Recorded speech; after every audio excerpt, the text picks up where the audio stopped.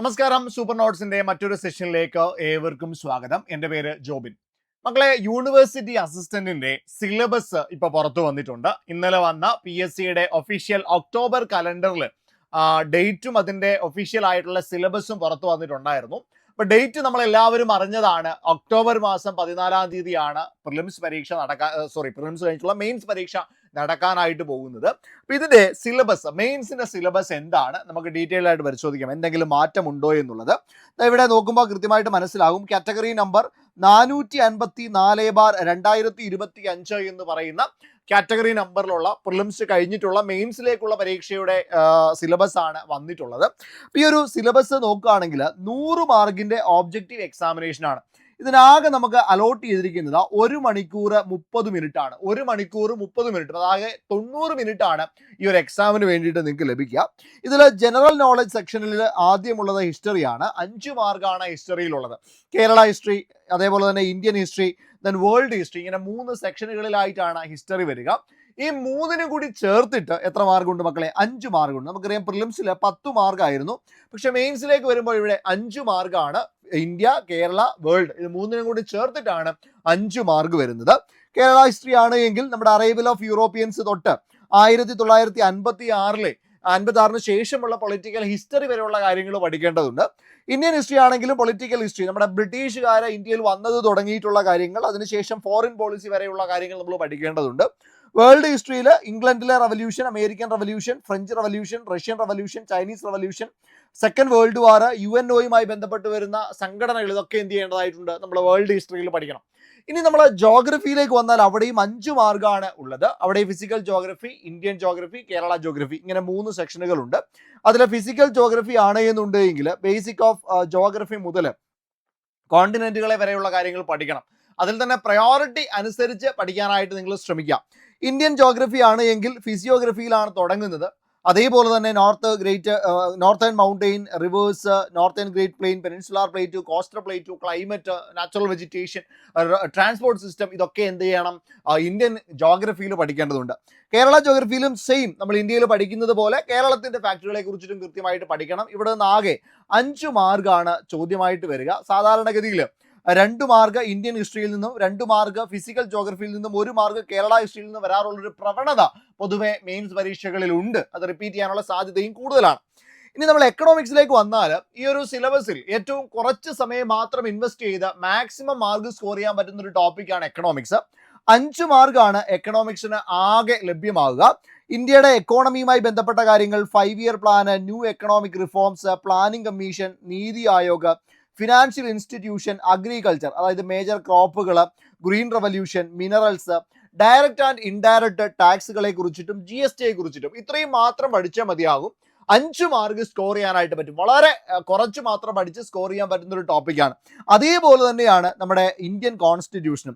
Constituent അസംബ്ലിയിലാണ് തുടങ്ങുക. അവിടുന്ന് preamble, citizenship, fundamental റൈറ്റുമായി തന്നെ കണക്ട് ചെയ്തുകൊണ്ട് റിട്ടുകളെ കുറിച്ച് പഠിക്കുക, directive principles of state policy, fundamental duties, structure of government വിവിധ സ്ട്രക്ചറുകളെ കുറിച്ച് പഠിക്കുക, കോൺസ്റ്റിറ്റ്യൂഷണൽ അമെൻമെന്റുകളെ കുറിച്ച് പഠിക്കുക, ഇമ്പോർട്ടൻ്റ് ആയിട്ടുള്ള കോൺസ്റ്റിറ്റ്യൂഷണൽ ഇൻസ്റ്റിറ്റ്യൂഷനുകളെ കുറിച്ച് മനസ്സിലാക്കുക, ലിസ്റ്റുകളെ കുറിച്ച് മനസ്സിലാക്കുക. ഇത്രയുമാണ് അവിടെയും നമുക്ക് പഠിക്കാനുള്ളത്.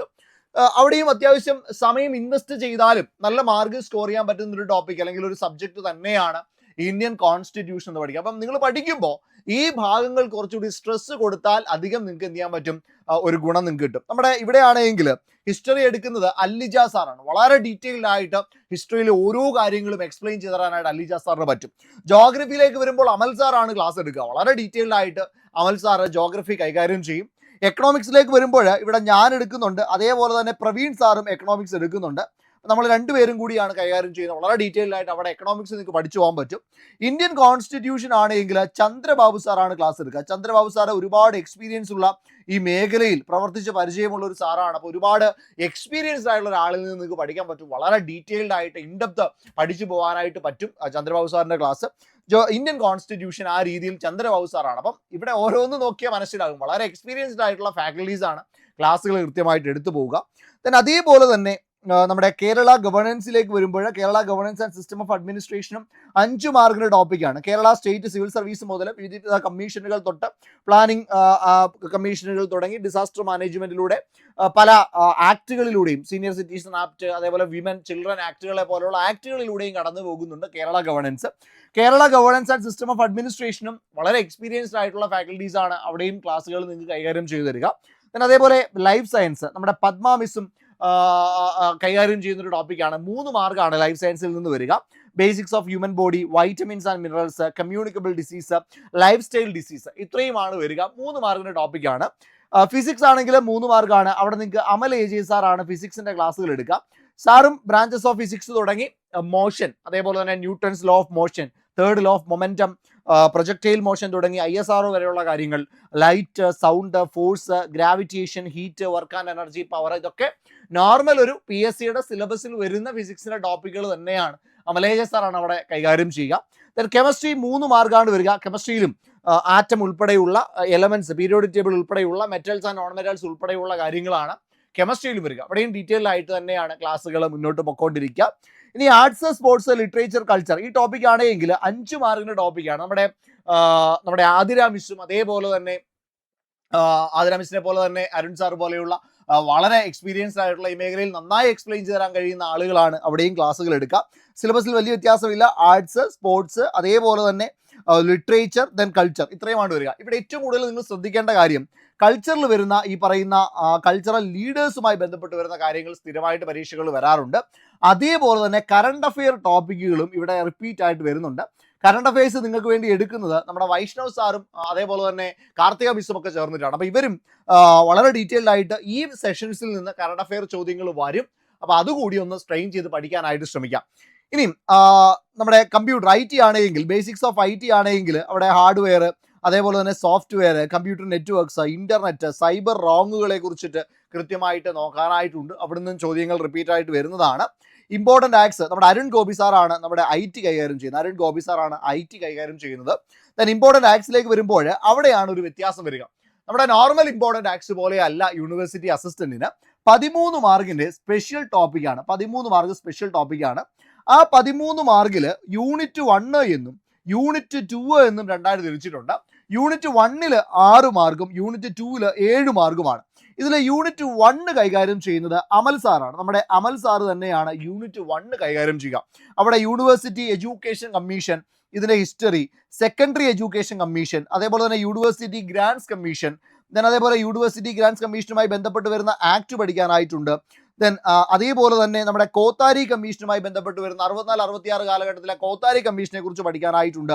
നാഷണൽ നോളജ് കമ്മീഷൻ 2005, 2006, 2009 കുറിച്ച് പഠിക്കാനുണ്ട്. ഇതൊക്കെയാണ് മെയിൻ ആയിട്ട് പാർട്ട് 1. 6 മാർക്കാണ് പാർട്ട് 1 വരിക. പാർട്ട് 2 അല്ലെങ്കിൽ unit 2 national policies on education, ഇത് കൈകാര്യം ചെയ്യുന്നത് ഞാനാണ്. അപ്പം ഞാനിവിടെ ക്ലാസ്സുകൾ ഓൾറെഡി നമ്മുടെ നിലവിലുള്ള ബാച്ചിൽ റൺ ചെയ്തിങ്ങനെ വന്നുകൊണ്ടിരിക്കുകയാണ്. നാഷണൽ എഡ്യൂക്കേഷൻ പോളിസി 1968, അതേപോലെ തന്നെ വരുന്ന മറ്റൊന്നാണ് national policy on education 1986, then 2005 common minimum programme, then national policy on education programme of action 1992, revised programme of action 1992, then അതേപോലെ യശ്പാൽ കമ്മീഷൻ, ദെൻ അതേപോലെ തന്നെ നാഷണൽ പോളിസി ഓൺ എഡ്യൂക്കേഷൻ 2020. ഇത്രയും കാര്യങ്ങളാണ് പാർട്ട് 2 വരിക. അവിടെയും 7 മാർക്കാണ് പരീക്ഷയ്ക്ക് റിപ്പീറ്റ് ആയിട്ട് വരുന്ന അല്ലെങ്കിൽ ചോദ്യമായിട്ട് വരുന്നത്. 7 മാർക്കിനാണ് എന്നുള്ള കാര്യം ഓർത്ത് വെച്ചേക്കുക.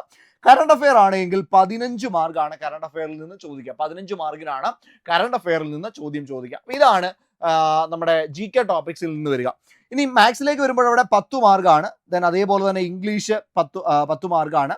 ദെൻ അതേപോലെ തന്നെ മലയാളവും 10 മാർക്കാണ്. അപ്പോൾ മൊത്തത്തിൽ നോക്കുമ്പോൾ സിലബസിൽ വലിയ വ്യത്യാസങ്ങൾ ഉണ്ടായിട്ടില്ല. നോർമലി പഴയ സിലബസ്, യൂണിവേഴ്സിറ്റിയുടെ പഴയ സിലബസ് എന്താണോ അത് തന്നെയാണ് ഇവിടെയും വരിക. യൂണിവേഴ്സിറ്റി ആസ് എ സ്പെഷ്യൽ ടോപ്പിക്കിന് കൂടുതൽ പ്രാധാന്യം കൊടുക്കാനായിട്ട് ശ്രമിക്കുക. കൂടുതൽ മാർക്ക് നിങ്ങൾക്ക് അവിടെ എന്ത് ചെയ്യാനായിട്ട് പറ്റും, സ്കോർ ചെയ്യാനായിട്ട് പറ്റും. അപ്പോൾ നേരത്തെ പറഞ്ഞതുപോലെ തന്നെ ഈ ഒരു പരീക്ഷയ്ക്ക് വേണ്ടിയിട്ടുള്ള പ്രിപ്പറേഷൻ അടിപൊളിയായിട്ട് സ്റ്റാർട്ട് ചെയ്യാനുള്ള ഒരു സമയമാണ്. ഇതിനു വേണ്ടിയിട്ട് company board assistant, university assistant, SBCID ഈ 3 പരീക്ഷകളെ കോൺസെൻട്രേറ്റ് ചെയ്തുകൊണ്ടുള്ള ഒരു കോമൺ ബാച്ച്, 3ന് വേണ്ടിയിട്ടുള്ള ഒരു ബാച്ച് നമ്മൾ സ്റ്റാർട്ട് ചെയ്തിട്ടുണ്ട്. ഇതിന് 3നും കൂടി 2499 രൂപ മാത്രമേ ഫീസുള്ളൂ. സ്പെഷ്യൽ ടോപ്പിക്കുകൾ, ഈ 3ന്റെയും സ്പെഷ്യൽ ടോപ്പിക്കുകൾ അടക്കം, ഇമ്പോർട്ടൻറ്റ് ടോപ്പിക്സുകൾ അടക്കം സെപ്പറേറ്റ് ആയിട്ട് തന്നെ നിങ്ങൾക്ക് ക്ലാസ്സുകൾ കിട്ടും. ഇവിടെ ഏറ്റവും മികച്ച അധ്യാപകർ തന്നെയാണ് അമൽ സാറിന്റെ നേതൃത്വത്തിൽ ക്ലാസ്സുകൾ എടുക്കുക. അപ്പോൾ നിങ്ങൾക്ക് ബാച്ചിലേക്ക് ജോയിൻ ചെയ്യാനായിട്ട് ഇനി കുറച്ച് സീറ്റുകൾ കൂടി മാത്രമേ ഉള്ളൂ. ബാച്ചിലേക്ക് ജോയിൻ ചെയ്യാനായിട്ട് 8281223366 ഈ നമ്പറിലേക്ക് കോൺടാക്ട് ചെയ്യാം. ഇനി അതല്ല എന്നുണ്ട് എങ്കിൽ ഒരു ഗൂഗിൾ ഫോം നിങ്ങൾക്ക് താഴെ കമന്റ് ബോക്സിൽ കാണാൻ പറ്റും. ആ ഗൂഗിൾ ഫോം ഒന്ന് ഫില്ല് ചെയ്താൽ മതിയാവും. നമ്മുടെ അക്കാഡമിക് കൗൺസിലേഴ്സ് നിങ്ങളെ കോൺടാക്ട് ചെയ്യും. അപ്പോൾ എത്രയും പെട്ടെന്ന് 8281223366 നമ്പറിലോട്ട് വിളിച്ചോടാ, അഡ്മിഷൻ എടുത്തോ, പഠിച്ചു തുടങ്ങിക്കോ. നമുക്ക് ക്ലാസ്സിൽ കാണാം.